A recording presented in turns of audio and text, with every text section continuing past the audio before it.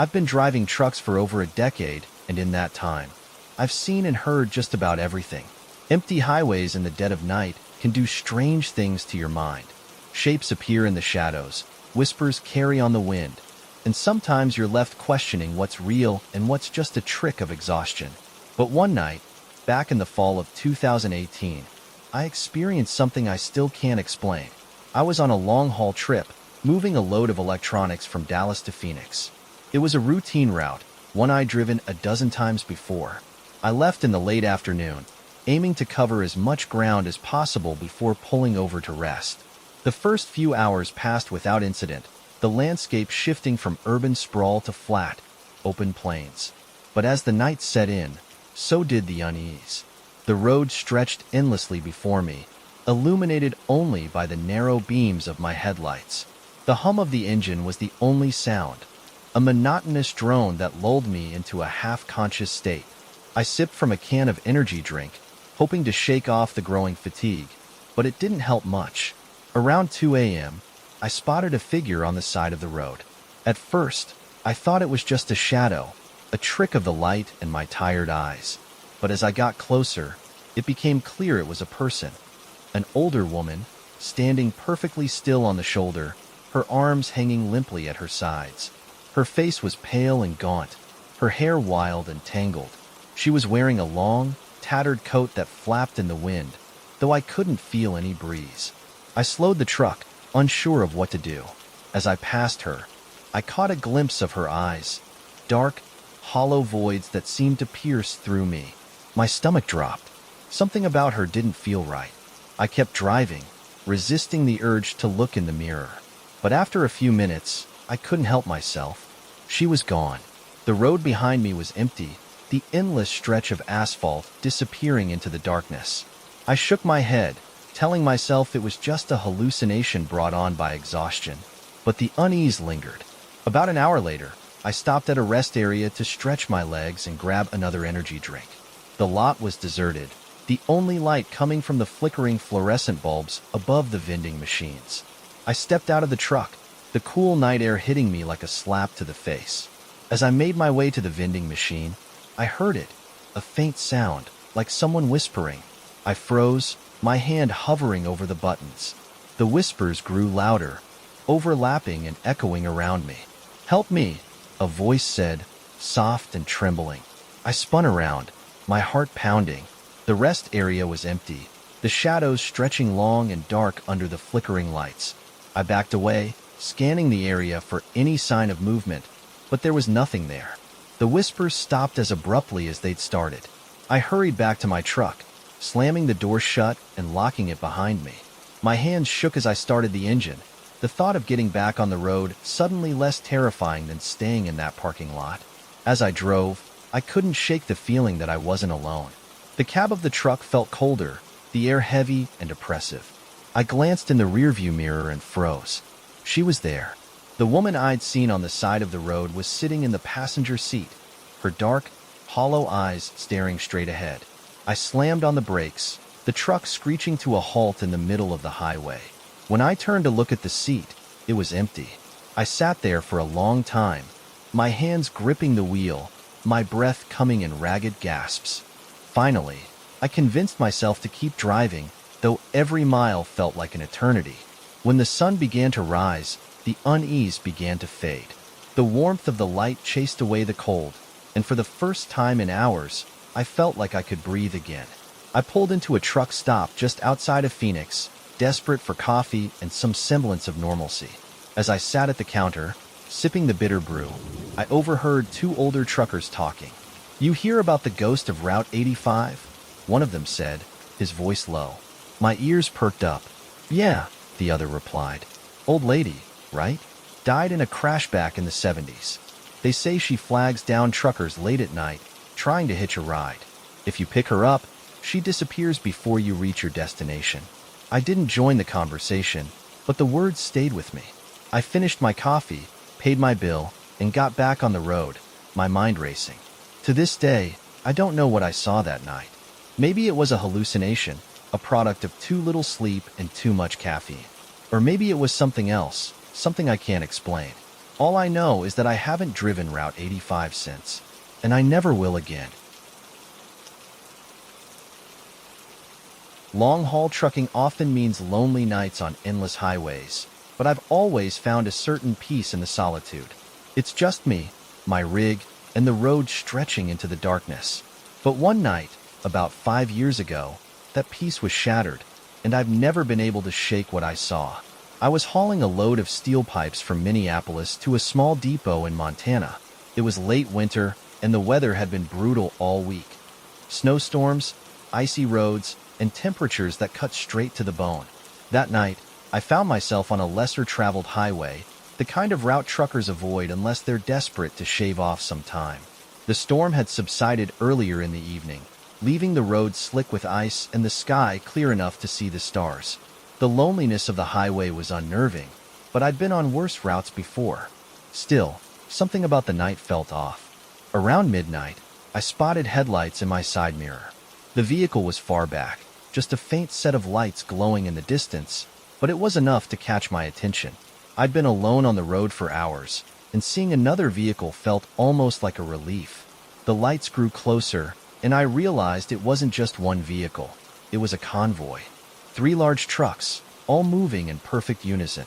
I slowed slightly, expecting them to overtake me, but they didn't. Instead, they maintained their distance, the 3 sets of headlights glowing steadily in my mirrors. I kept glancing back, uneasy but trying to brush it off. Convoys weren't uncommon, especially for independent truckers running together for safety. But something about these trucks was different. For one, they were pristine, too pristine. Their grills gleamed in the faint moonlight, their paint jobs spotless, like they'd just rolled off the lot. Even the snow and salt that coated the road didn't seem to touch them. And then there were their movements. Every turn, every lane change. They were synchronized, as if controlled by a single mind. After about 20 minutes, I'd had enough. My unease had grown into full-blown paranoia, and I decided to pull off at the next rest stop to let them pass. When I finally spotted the dim lights of a small truck stop, I signaled and pulled into the lot, parking near the back where it was darker. I watched as the convoy rolled by, their headlights cutting through the night. But just as they passed, the lead truck slowed. I gripped the wheel, my heart pounding as the first truck came to a stop just beyond the entrance to the lot. The second and third trucks followed suit, their engines idling in perfect unison. What the hell? I muttered under my breath. The trucks sat there, blocking the entrance, their lights casting long, distorted shadows across the snowy lot. For a moment, I thought they were going to get out, maybe confront me for pulling off so suddenly. But no one moved. They just waited. I turned off my lights, hoping to make myself less noticeable, but it didn't matter. The lead truck's high beams flicked on, illuminating my rig in an almost blinding glare. Panic set in. I grabbed my CB radio, fumbling with the dial as I tried to call for help. "Breaker, breaker," I stammered, my voice shaking. "This is Redline hauling north on Route 212. I've got a convoy acting strange. Anyone out there?" Static. "Anyone? I need help." The radio hissed and crackled, but no one responded. The sound of the engines grew louder, their deep rumbles reverberating through the cab. I glanced at the trucks again, my stomach dropping as I realized something was wrong, terribly wrong. The trucks weren't just idling anymore. They were moving, inching forward in perfect sync, their lights bearing down on me like a predator sizing up its prey. I threw the truck into gear, my tires spinning on the icy lot as I pulled out onto the highway. The convoy followed. I floored it, the engine roaring as I sped down the empty road. The convoy stayed close, their headlights growing brighter in my mirrors. No matter how fast I went, they kept up, their movements perfectly synchronized. My knuckles turned white as I gripped the wheel, my mind racing. Who were these drivers? What did they want? Then, the CB radio crackled to life. "You shouldn't have stopped," a voice said, low and distorted. I froze, the voice echoing in my mind. It wasn't like anything I'd heard before, deep and layered, as if multiple voices were speaking at once. "Who is this?" I shouted into the radio, my voice cracking. Static filled the line for a moment before the voice returned. "Turn back." The words sent a chill down my spine. Turn back to where? Ahead. The road curved sharply, disappearing into the darkness. I slowed slightly, afraid of losing control on the icy pavement. The convoy stayed close, their lights still glaring in my mirrors. As I rounded the bend, I saw them. More trucks. 3 more rigs were parked in the middle of the highway, their hazard lights flashing in the dark.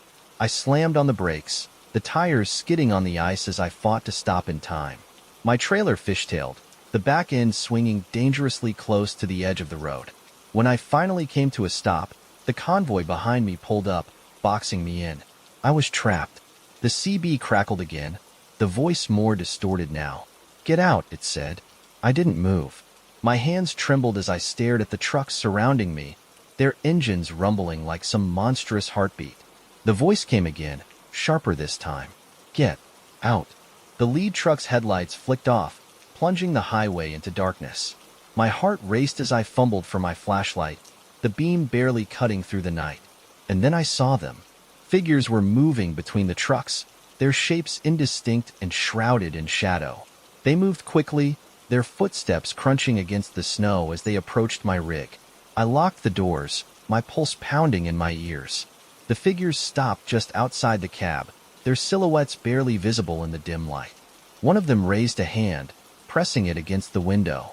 The skin was pale and translucent, the veins dark and prominent beneath the surface. Get out, the voice said again. But this time it wasn't coming from the radio. It was coming from the figure at the window. I screamed, throwing the truck into reverse and slamming on the gas. The trailer jackknifed, but I didn't care. I just needed to get out. The trucks behind me didn't move, their drivers, or whatever they were, watching silently as I sped past them. When I finally reached the next town, I pulled into a brightly lit gas station and parked near the pumps. I stayed there until sunrise, too afraid to get back on the road. To this day, I don't know who or what was driving those trucks.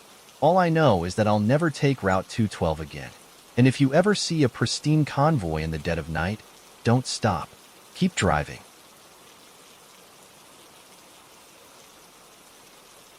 I've been driving trucks for over 15 years, and the road is like a second home to me. You learn to trust your instincts out here. Some roads are just bad news. You feel it in your gut the moment your tires hit the pavement. But until that night, I'd always been able to shrug it off, chalk it up to overthinking. It was early spring, and I was hauling a load of construction equipment from Colorado to Nevada. The GPS showed a shorter route, cutting through a rural stretch of state highways instead of sticking to the interstate. I'd heard stories about these kinds of shortcuts before. Some were gold mines for saving time. Others were disasters waiting to happen. Still, the weather was clear, and I was on a tight schedule. Against my better judgment, I took the turn. That was my first mistake. The road was narrow and poorly maintained, with cracks and potholes that rattled my rig as I drove. The trees on either side were dense, their branches arching over the road like skeletal fingers. I hadn't seen another vehicle for miles, and the isolation was starting to get to me. My CB radio was silent, and my phone had lost signal not long after I'd turned onto the highway. It wasn't long before I noticed something odd. The mile markers. They didn't make sense. The numbers weren't in order. Mile marker 23 was followed by 17, then 36, then back to 22. At first, I thought maybe I was just tired, but the further I drove, the more erratic they became. Around marker 47, or what should have been 47, I noticed the road signs were blank. The green highway markers usually emblazoned with town names or distances had nothing but empty space, their surfaces faded and weathered. The unease in my gut was growing stronger. I turned on the radio, hoping some music would break the tension, but all I got was static. That's when I saw the headlights. They appeared in my side mirror, faint and distant, but enough to catch my attention. A pair of old-fashioned yellow lights, the kind you'd see on a classic car or an antique rig. At first, I felt a wave of relief. Maybe another trucker was out here, someone I could follow or flag down for directions. But as the lights got closer, something didn't sit right. The vehicle never got closer than 100 yards, and it matched my speed perfectly. I tapped my brakes, hoping they'd pass, but instead, they slowed too. I sped up, and they did the same. Okay, What the hell? I muttered, gripping the wheel tighter. I rolled down my window, sticking my head out to get a better look, but the headlights stayed at the same maddening distance. The truck's shape was indistinct, like it was cloaked in shadows. I shouted into the CB. "This is Red Jack on State Route 189, heading west. Got a tail. Anyone out there?" Nothing but static. As I rounded a curve, the headlights disappeared. I let out a shaky breath, convincing myself it was just another driver who'd turned off. Maybe they were just messing with me, trying to spook me out here in the middle of nowhere. But that theory crumbled when I saw the headlights again, this time in front of me. They weren't coming toward me. They were just there, floating in the distance, stationary but waiting. My stomach dropped. I checked my map again, hoping for any sign of where I was, but the GPS had frozen hours ago. The screen displayed nothing but an empty grid, the road ahead a blank line leading to nowhere. I slowed the truck to a crawl, my eyes locked on the lights. They didn't move, but as I got closer, I could see the faint outline of a truck, a rusted old rig that looked like it hadn't been operational in decades. The cab was crushed, its roof caved in like it had been in a bad accident. The truck sat sideways across the road, blocking my path entirely. The only way around was to back up and find a place to turn around, but something told me not to take my eyes off it. As I debated what to do, I noticed movement in the cab. A figure was slumped in the driver's seat, barely visible through the cracked and fogged-up windshield.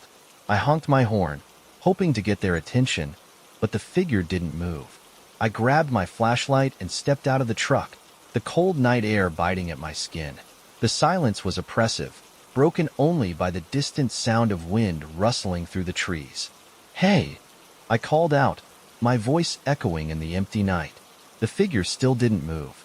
I approached cautiously, the beam of my flashlight cutting through the darkness.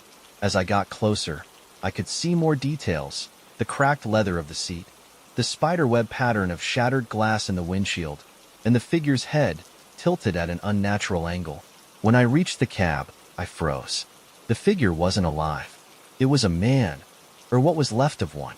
His skin was pale and waxy, his eyes sunken into his skull. He was dressed in a tattered uniform, the fabric stained and torn. His hands were still gripping the wheel, his fingers bent and twisted like they'd been broken. As I stared, his head turned.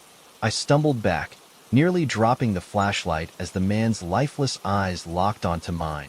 His mouth opened, but instead of words, all that came out was a low, guttural groan. The headlights on the truck flickered, casting eerie shadows across the road. Behind me, I heard the sound of another engine roaring to life. I turned, my heart racing as I saw another truck barreling down the road toward me. Its lights were blinding, its horn blaring as it picked up speed. I dove out of the way, hitting the ground hard as the truck sped past. When I looked back at the road, the rusted rig was gone. I scrambled to my feet, my breath coming in ragged gasps. The road ahead was empty, the only sign of the truck a faint set of tire tracks leading into the woods. I didn't wait to see if it would come back. I ran to my rig, jumped inside, and floored it, the engine roaring as I sped down the highway. For hours, I drove in silence, the weight of what I'd seen pressing down on me. When the sun finally rose, the road began to feel familiar again, the blank signs replaced by normal highway markers. I pulled into a truck stop, desperate for coffee and a sense of normalcy. As I sat at the counter, staring into my cup, an older driver sat down next to me. "You look like you've seen a ghost," he said, chuckling. I forced a weak smile. "Something like that." He leaned in, his expression turning serious. "You didn't take Route 189, did you?" My blood ran cold. "Why?" I asked, my voice barely above a whisper. He shook his head. "That stretch is cursed. They say if you see the old rig, you're not supposed to stop. Most folks don't make it out." I didn't respond. I just finished my coffee and left, the man's words echoing in my mind. To this day, I don't know what I saw on that highway, but I haven't taken another shortcut since, and I never will.